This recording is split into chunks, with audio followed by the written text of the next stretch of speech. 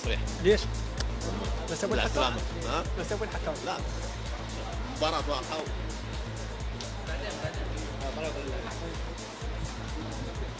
كابتن سلام، من المصرح ليك؟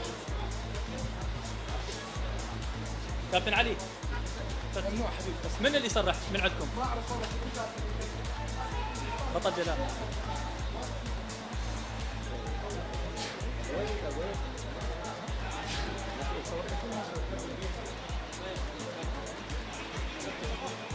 بس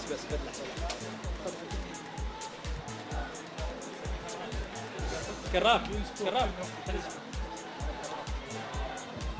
ابو سام، بدنا واحد اثنين يصرفون من اللاعب. من المخول؟ من المخول؟ ليش ما كذبتهم؟ قلت لهم مو قاعدين يقولون مو مصرحين.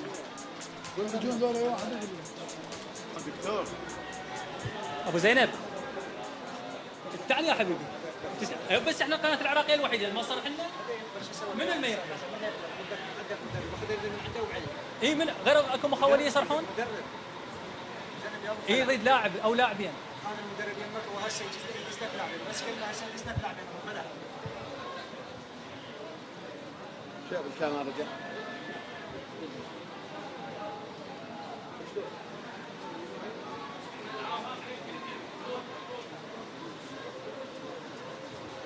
أمام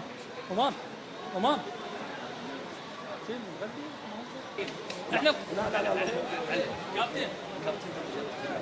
سيف نقول لك هارد لك على هذه الخساره. بالتاكيد خساره في اخر الدقائق كانت يعني محبطه بالنسبه للعراقيين. معليش والله هذا اتحاد كرة قدم قدمنا بها كل شيء. الفريق العراقي قدم مباراة كبيرة. اتصور وصلنا للهدف بأكثر من فرصة.